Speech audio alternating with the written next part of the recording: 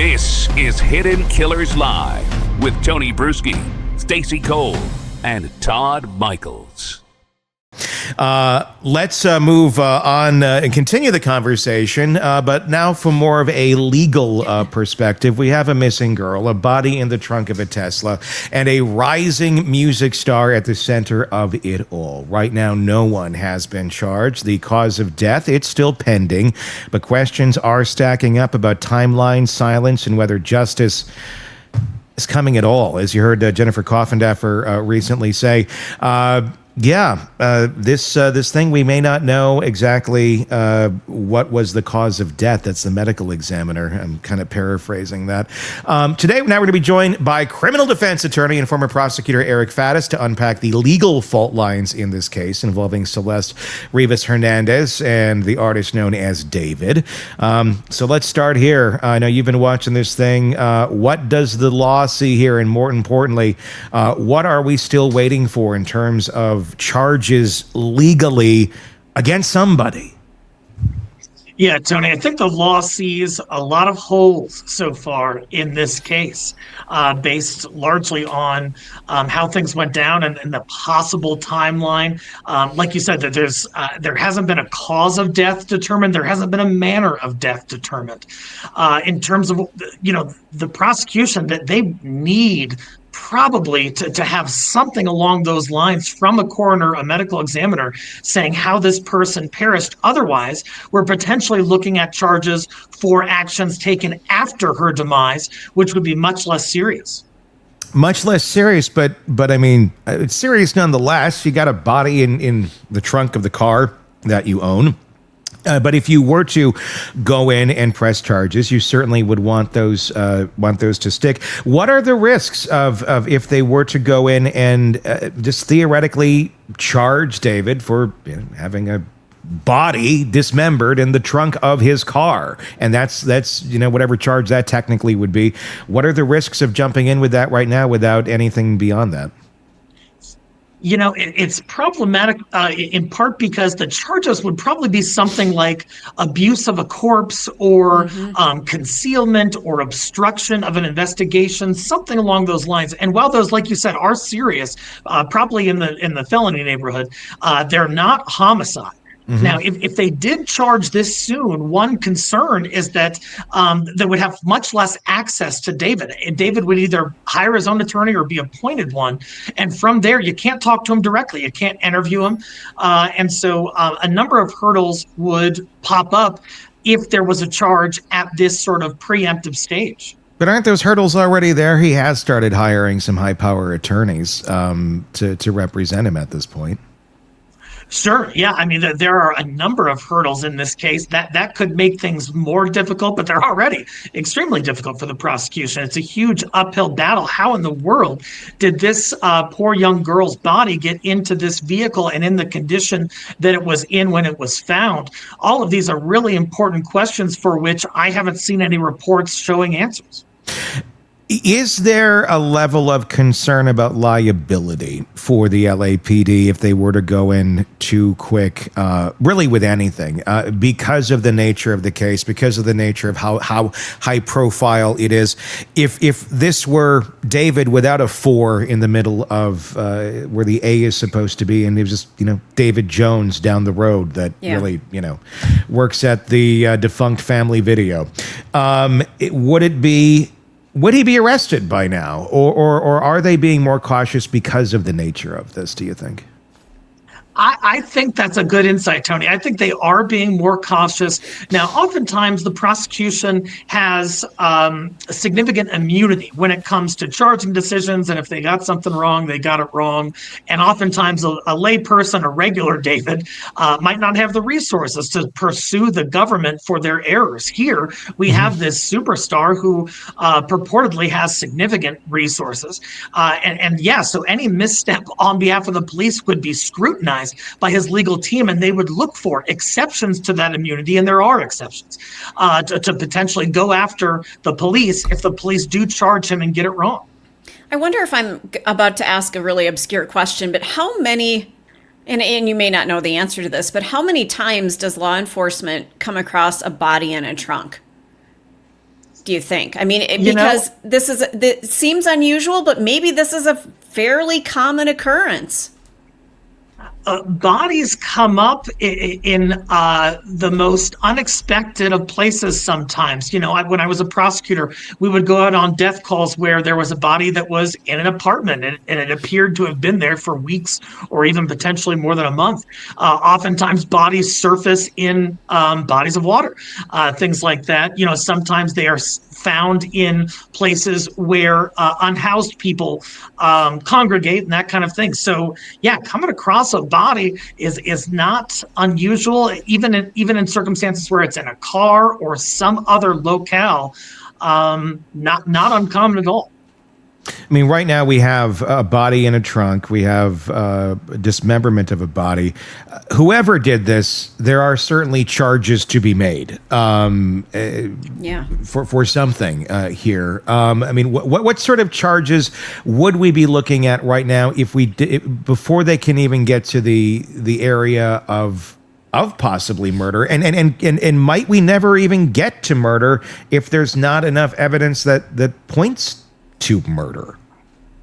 You know, some of those charges could include, we look at the Robert Durst case, which is a very publicized case. There was an HBO documentary on it.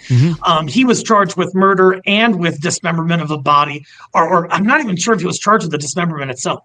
But really the only thing that they could prove was his actions after the individual died. And so here, some of those charges that could come up for actions post-death are abuse of corpse, or the California equivalent, obstruction of investigation, because you're essentially trying to hide evidence, potentially destruction of evidence. Those things can come up. But yeah, sometimes the investigation doesn't elucidate how the victim died. And when you don't have that information, sometimes you only can go on what happened after the fact that you can prove. And so we may not even see some kind of murder investigation, and we don't even know for sure that it was a murder at this point. Yeah. No, I mean, what does it tell you when the medical examiner comes out just the other day and says, we may never know the actual cause of death? I think that's kind of telegraphing for the public, like, hey, all eyes are on this case. The public wants justice. They want to know what happened to this poor girl. And I think the medical examiner is sort of priming them for a possible future revelation that, hey, not only do we not know the cause of death, but without that critical predicate fact, which is almost necessary in most homicide investigations, we might not even get to the homicide phase or a homicide charge. And I think they're sort of softening the blow of that preemptively by this statement. I mean, does that tell us that there is nothing in the toxology? Does that tell us that there's no visible, wounds to what is left of the corpse that could be attributed directly to death, like there's not a bullet in the head or things of that nature that would be conclusively tied to a homicide or an intentional homicide of some sort, or even a suicide, maybe? You know, the medical examiner has an incentive to come forward with any inculpatory evidence, incriminating evidence that it might have about how that this person died. And so when they come forward and say, hey, we don't really have anything to give you, that tells me they didn't find any significant evidence of strangulation. They didn't find evidence of a gunshot wound. They didn't find conclusive evidence of a stabbing or something like that. They probably didn't find evidence of a poisoning or of a drug overdose. Otherwise, the toxicology report may have revealed that, and they may have reported that. So them being this tight-lipped about it kind of tells me that, unfortunately, they might have nothing at this point. Boy, that's disturbing. But again, I go back to the Ellen Greenberg case, So, yes, I want to believe the medical examiner. I really do. But are they trying to hide something? And I'm not saying that they are. But there's always this now element of, I question things, and I never questioned before. So I don't know. Stacey, I think you're right to do that. We've had several cases come forward where the medical examiner either doesn't have an answer, or the answer they initially give it appears to be wrong, like in the Ellen Greenberg case. And so I think there's more scrutiny upon medical examiners to look at what they're doing, look at what their findings are, how they conducted their analysis, what their conclusions might be, and how valid those conclusions are. And I think it's important to kind of pick that apart. And is it at least possible that they got it wrong, that they missed something? Could there be a second autopsy, even from defense?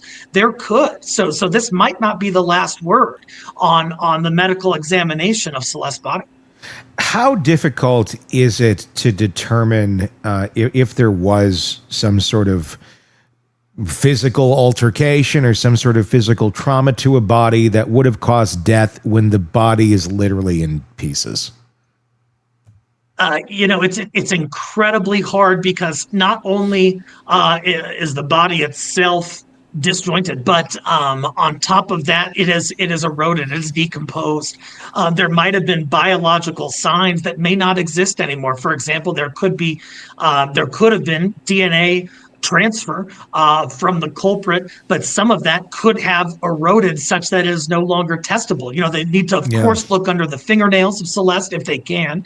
That they need to look at any sort of bruising that appears unnatural, but that's going to be really hard because of the state the body was in when they found it. When you see that this body was, literally in the trunk of his, or as a frunk of his car, on a busy road, obviously it's going to get towed at some point, and it did.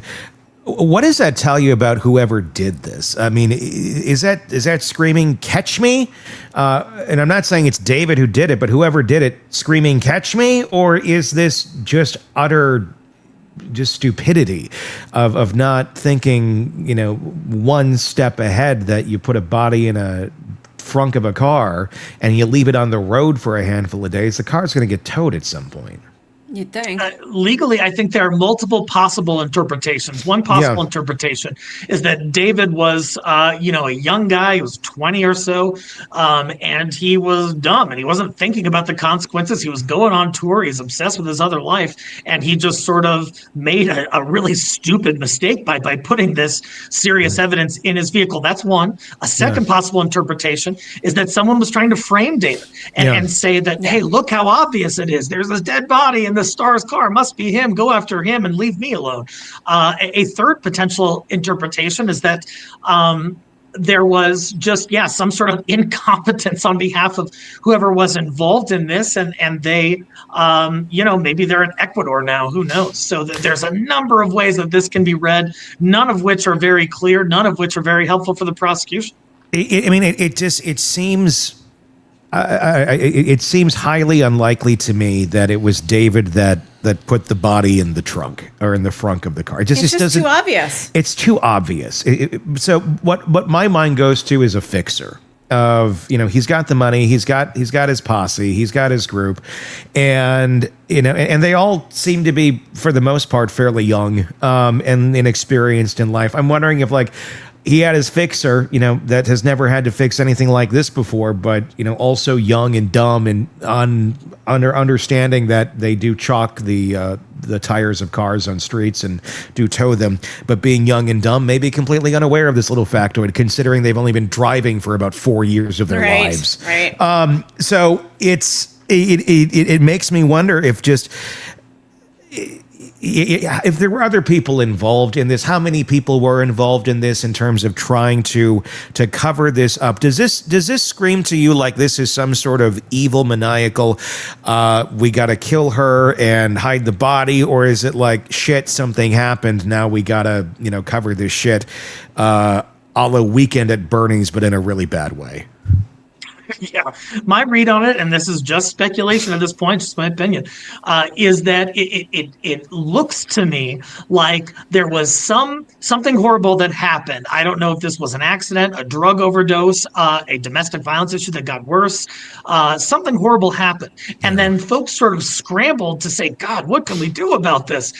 Well, if we dismember her, maybe it'll be more difficult for the police to conduct an analysis, and I don't know where else to put put her in this busy, congested LA city. Perhaps we just hide her in the frunk of this car for the moment and cross our fingers and try to come up with a different plan. No other plan arose, and here we are. That's kind of my take. But again, that's just my opinion. Let's say, and maybe. Oh, sorry, Tony. Go ahead. I wonder if I watched a little too much Scooby-Doo here, but I just feel like this is so freaking obvious that to me, it feels like somebody is trying to frame him for this, that maybe he was getting too popular and becoming too much of a threat. So I'm trying to create like some musical competition here. I feel like this is so freaking obvious. Why would you hide a body in your own car? What, I mean, go rent a car, go steal a car, go dump it in the... Don't put a body in a car. Well, go put it in the woods or something. Go dump it in a river. There's so many options. Why put it in that car that's registered to him? So to me, it just seems like Shaggy and Scooby need to come up with a different version of this. It doesn't feel right. Something just seems too obvious. Oh, totally. And no, I hear you, Stacey. And thinking about, hey, if there was something else going on, my understanding is Celeste was unfortunately kind of a wayward teen for whatever reason. And sometimes you come in contact with some unsavory folks, and perhaps something happened and those unsavory folks knew she had a connection with David. Well, hey, what's a really good way to get the heat off of us? Let's put it on somebody else. Correct. Breaking into a car is not terribly hard. There are ways that this could have been done in a frame job, and someone else is the culprit, and David is getting the heat now. That's a possibility. Let's say that's where I'm leaning. That's just I'm looking at everything that everybody is saying, and I just feel like this is somebody who has a vendetta against him somehow, for some reason that we don't know, and it just let's get the pressure off of us, just like you said, Eric. Let's put it on someone else. It's going to take the attention away from us. Let's say it's all young and dumb. Let's say it was panic. It was frantic. We don't know what to do. And they're all, and it was an accident, or it was an overdose or something of that nature. And they're trying to cover it up for whatever reason there may be. And there does seem to be plenty of reason to not put this young girl in the presence of David in any sort of legal standpoint, considering the age difference. Let's say it is all that. There wasn't a murder.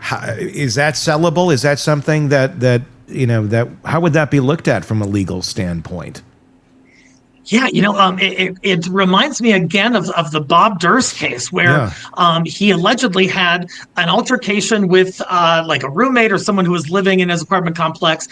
Robert Durst says it was self-defense, and then Robert Durst kills him and dismembers his body, and then argued to the jury that, hey, Robert Durst, there was this horrible thing that happened. It was self-defense. Robert Durst didn't know what to do. He may have exercised bad judgment, but that's not the same as being guilty of killing this person. So there are arguments that can be made, even if there was some involvement after the fact with her body.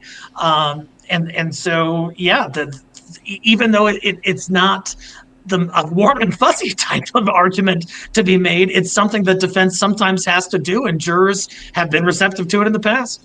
How missing do you think she actually was? Because now the timeline kind of got, a bomb thrown into it just the other day of, she's been missing for a year. I mean, and again, we got to run this through the prism of what's been reported, what's officially been said, and what reality may be that just has not come out into the public sphere yet. But she was reported missing on April 5th.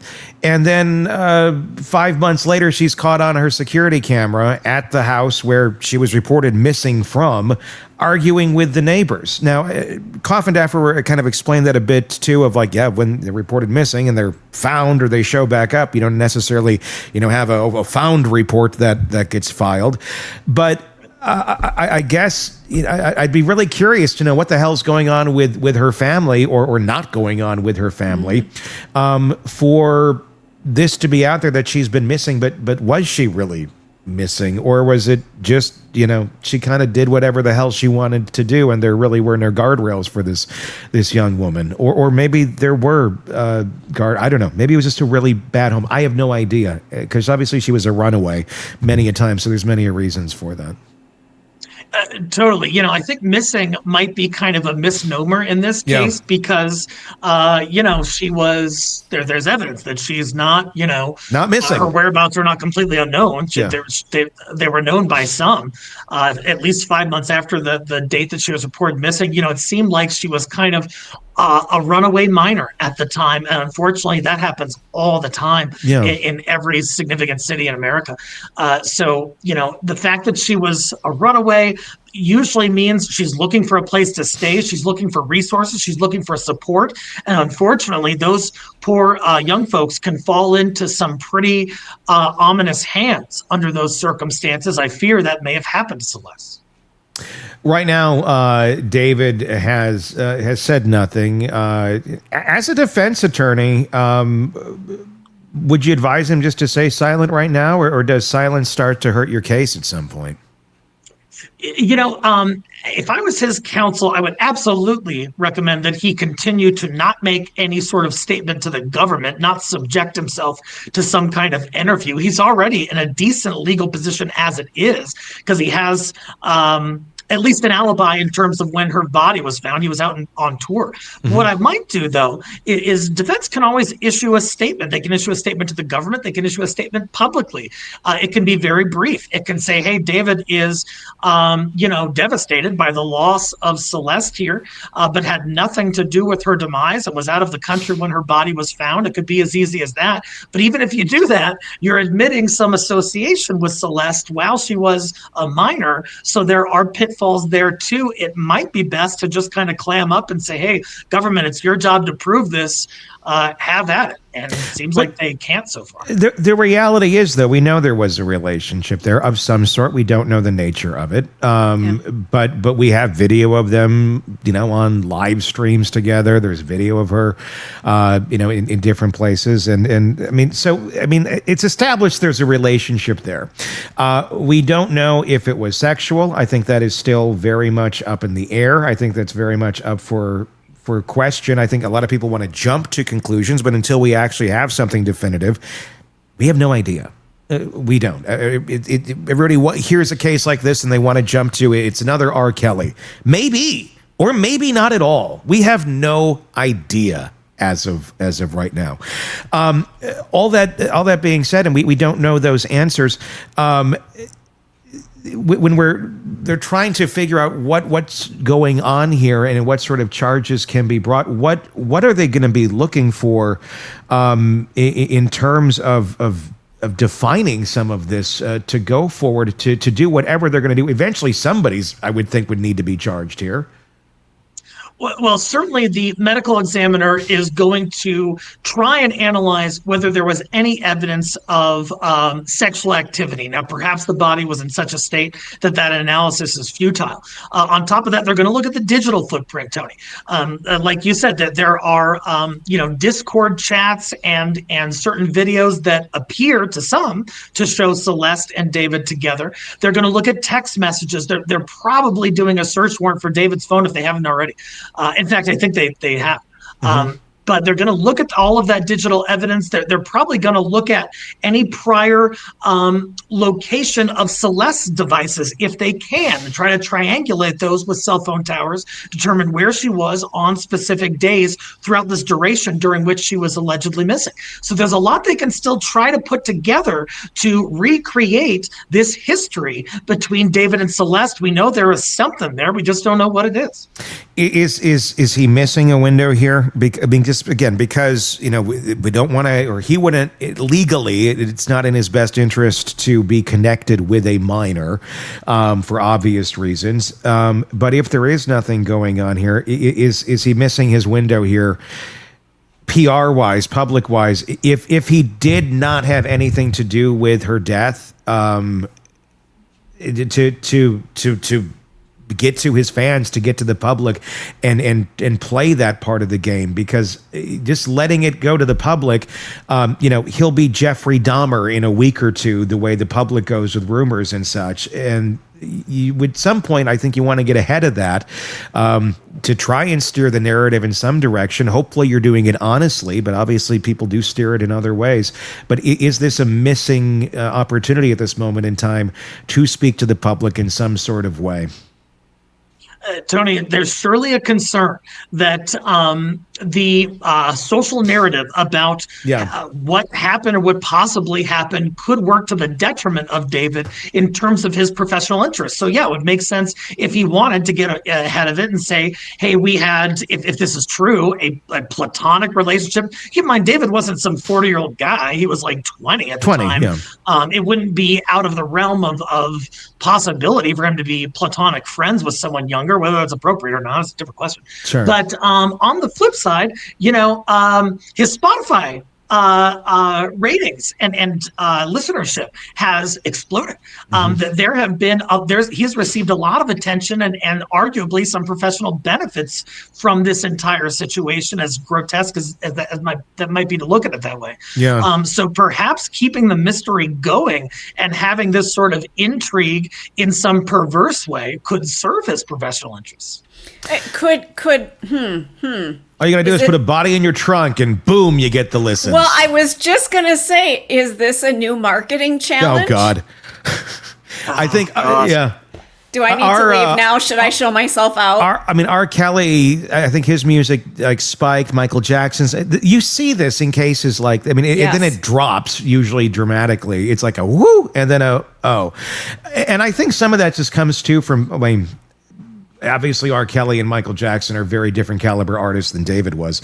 But I would imagine in some cases like this, it's more so, folks over the age of 30 going, who the hell's David? Yeah. And people were just doing that with Bad Bunny, too. So I don't know what a Bad Bunny is what I was hearing. So, yeah, that happens. Yeah. So, I don't know, you may have some of that. One more question on this one before we move on to a conversation about Diddy. If Celeste had been your client, if her family were your client right now, or your daughter, what would you be demanding right now of this investigation? Good question. I would be demanding that all search warrants that can lawfully be issued for the premises where David was staying, for his digital devices, for Celeste's digital devices. On top of that, my understanding is a lot of Teslas maintain digital data that can show when a vehicle was unlocked, when a vehicle was moving, when it was parked, that kind of thing. On top of that, investigation into all of Celeste's friends. Certainly, they need to investigate David and his team, but Celeste's friends, that's who people, 17-year-olds or whatever, or maybe even 15, excuse me. Yeah. Young people confide in their friends like that. I would make sure that all of that investigation was happening, and if it wasn't, I would have my own team with their private investigators uncovering everything they could possibly uncover. And to make sure this is a diligent and comprehensive investigation and see if any answers can be gleaned. Hopefully we'll find out some information soon, and hopefully for those who did care about her, they will get that information as well. Let us know your thoughts in the comment section on YouTube if that's where you are watching us, and be sure to press subscribe wherever you're downloading podcasts so you don't miss any of our continuing coverage on this case. Want more on this case and others?